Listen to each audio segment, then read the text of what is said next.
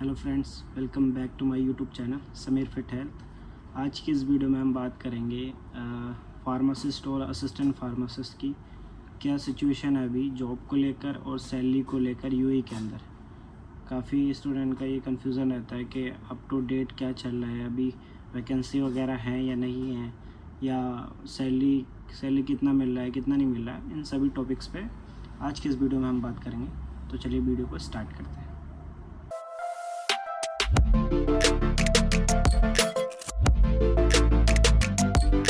Job को लेकर अगर हम बात करें अभी यूएई के अंदर क्या कंडीशन चल रही है, तो जो दो कैटेगरी है, एक तो फार्मासिस्ट है, एक असिस्टेंट फार्मासिस्ट है। फार्मासिस्ट की वैल्यू तो अभी ठीक है फ़िलहाल, क्योंकि फार्मासिस्ट का एग्ज़ाम टफ़ कर दिया गया है तो बच्चे काफ़ी पास नहीं हो पाते हैं। तो बहुत कम क्वांटिटी में फार्मासिस्ट इधर आ रहे हैं, तो वैकेंसी इधर ज़्यादा रहती है। फार्मासिस्ट की तो वैकेंसी कंपेयर करें तो असिस्टेंट फार्मासिस्ट के मुकाबले में ज़्यादा रहती हैं, जिसके बेस पे फार्मासिस्ट की वैकेंसी इधर रेगुलर निकलती रहती हैं और फार्मासिस्ट इतने नहीं आ पाते हैं, क्योंकि फार्मासिस्ट का एग्ज़ाम थोड़ा टफ है, उसे हर कोई पास नहीं कर सकता।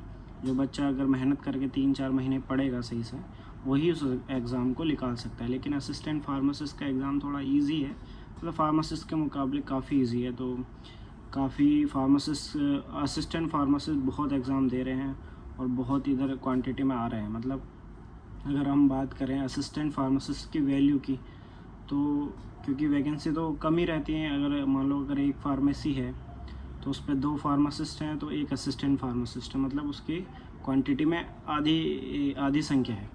अभी वैकेंसी भी कम रहती हैं असिस्टेंट फार्मासिस्ट की, जिसमें ये है कि ज़्यादा मात्रा में अगर वैकेंसी एक आती है तो उस पर कई सारे असिस्टेंट फार्मासिस्ट अप्लाई करते हैं, जिसकी वजह से उस पोस्ट की, उस वैकेंसी की वैल्यू कम होती जा रही है।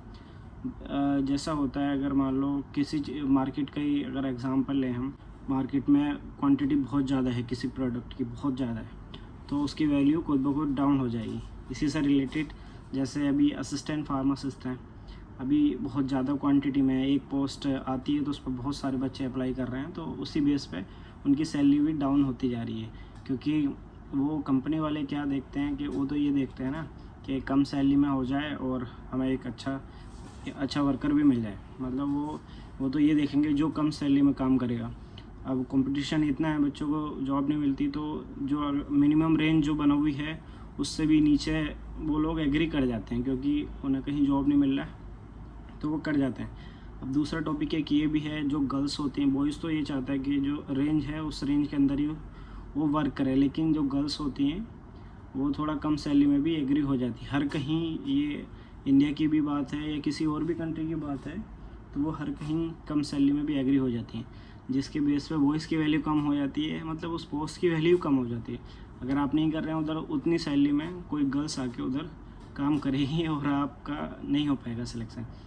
क्योंकि जो नॉर्मल रेंज है असिस्टेंट फार्मासिस्ट की भी, वो 2500 है। काफ़ी सालों से यही रेंज चली हुई आ रही है, ठीक है। बाकी एक्सपीरियंस के पास तो बढ़ जाती है सैलरी, लेकिन जो रेंज है वो 2500 है। लेकिन अभी मैं कुछ देख रहा हूँ, काफ़ी बच्चों को ऑफ़र मिल रहे हैं, तो उनको ऑफ़र मिल रहे हैं 2000 दिरहम के। मतलब वो लोग काफ़ी परेशान रहते हैं कि सैलरी में एग्री करें या नहीं करें।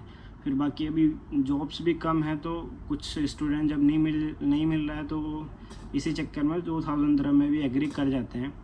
बाकी फार्मासिस्ट की रेंज 3500 दिरहम है, लेकिन फार्मासिस्ट भी अगर कैपेबल नहीं होता है, मान लो एग्ज़ाम तो उसने दिया है, इधर आके इधर के वर्क का एक्सपीरियंस नहीं है, अरबिक लैंग्वेज नहीं आती है थोड़ी बहुत भी, तो उसको भी लगता है कि जो उसकी एक्सपेक्टेशन है वो नहीं मिल पाएगा, तो वो भी क्या करता है 3000 से स्टार्ट करता है, 500 दिरहम नीचे से स्टार्ट करता है।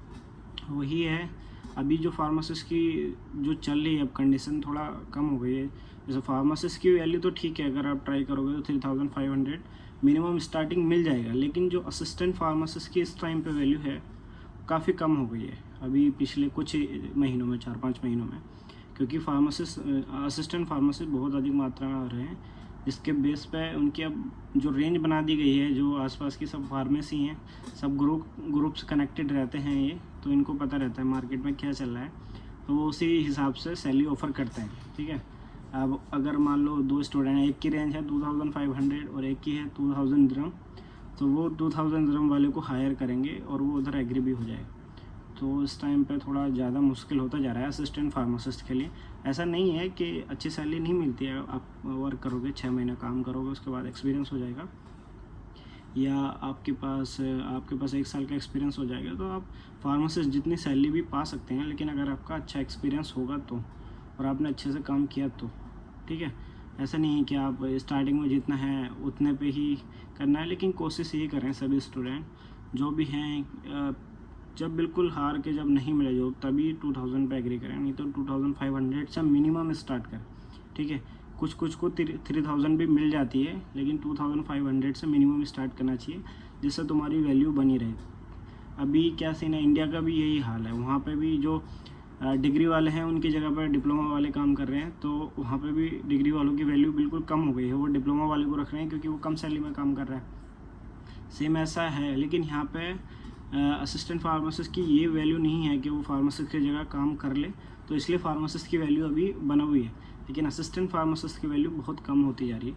इसलिए ये चीज़ें थोड़ा ध्यान में रखें, और आप मूव होना चाह रहे हैं दुबई के अंदर तो थोड़ा ये चीज़ें अपने आप में देखें कि कितना खर्चा आएगा और क्या क्या है, किस तरह से हो रहा है, कितने पैसे बच जाएंगे या नहीं बचेंगे, क्योंकि कोई भी इंसान अपने घर से दूर जाता है तो वो चाहता है कि वो सेविंग अच्छी करे, अच्छी लाइफस्टाइल जिए, लेकिन अगर ऐसा नहीं है जैसा तुम चाह रहे हो तो काफ़ी मुश्किल आती हैं, दिक्कतें आती हैं। तो कोई भी डिसीजन लें तो पहले सोच समझ के लिए। बाकी मैं नेक्स्ट वीडियो बताऊँगा कि अभी फार्मासिस्ट का क्या एक्सपेंस आ जाता है इधर रहने का, अगर रिकमेंडेशन देती है कंपनी तो कितना एक्सपेंस आता है, नहीं देती है तो कितना एक्सपेंस आता है, तो वो मैं नेक्स्ट वीडियो में बात करेंगे इस चीज़ के ऊपर, कितना खर्चा आ जाता है, और उसको इंडियन रुपीस में कन्वर्ट करके भी बताएंगे। और इस वीडियो में इतना ही, अगर और कन्फ्यूज़न है आप कमेंट कर सकते हैं, बाकी वीडियो को लाइक और चैनल को सब्सक्राइब करें। Thank you for watching.